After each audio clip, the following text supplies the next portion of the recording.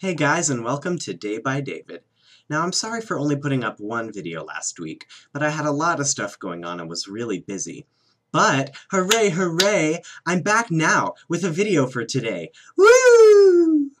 Today, I'm going to be talking about the Disney movie with the princess who spends the least amount of time with her man before she decides she's going to marry him. The princess whose name nobody seems to be able to remember. I'm talking about Princess Aurora from Disney's Sleeping Beauty. The entire movie itself is pretty forgettable. It doesn't really have a great story, and probably the reason people can't remember Aurora's name is that they call her Rose half the time. She has about 5 sentences of dialogue, she has no personality traits, and she spends half the movie asleep. Poor little Aurora, forgotten by the generations. The movie begins with the kingdom's celebration of the birth of Princess Aurora, where she's betrothed to Prince Philip to merge their two fathers' kingdoms. Now the 3 magical fairies are invited to bestow magic gifts on the new baby. Oh my, what a hideous baby! I give you the gift of beauty. Oh dear, what an irritating baby! I give you the gift of song. But before the 3rd fairy can bestow her gift, in swoops the most awesome Disney villain of all time, Maleficent, who is said to be evil incarnate. Now she is so pissed off about not being invited to this birthday party that she places a curse on the baby, that on her 16th birthday, before the sun sets, she'll prick her finger on the spindle of a spinning wheel and die. Then Maleficent just flies away, leaving everyone in shock.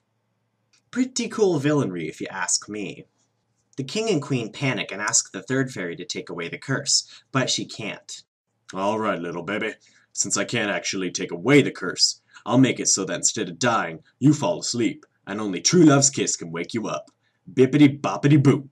The king burns every spinning wheel in the kingdom, and the 3 fairies take Princess Ariel into the forest to hide her from Maleficent until after her 16th birthday. On her 16th birthday, the day she is destined to die, instead of keeping an eye on her, the 3 fairies want to throw a surprise birthday party, so they tell Cinderella to go into the forest and pick berries. Alone. Prince Philip, who just happens to be riding through the forest on his horse, hears Belle singing, and her cliched animal friends lead him right to her. They dance and sing a song for about 2 minutes, before Mulan freaks out and runs back to her cottage, but not without inviting Prince Philip over for dinner. When Snow White tells the fairies that she met a stranger in the forest and invited him over, they freak out and decide to take her to the castle. Jasmine throws a tantrum because she can't go on a date with the guy she met in the forest. So, just before sunset, the 3 fairies decide to give her a little alone time. Of course, Maleficent takes this convenient opportunity to turn herself into a spinning wheel and prick Tiana's finger, which makes her fall asleep. Get it? Sleeping Beauty? Sleep.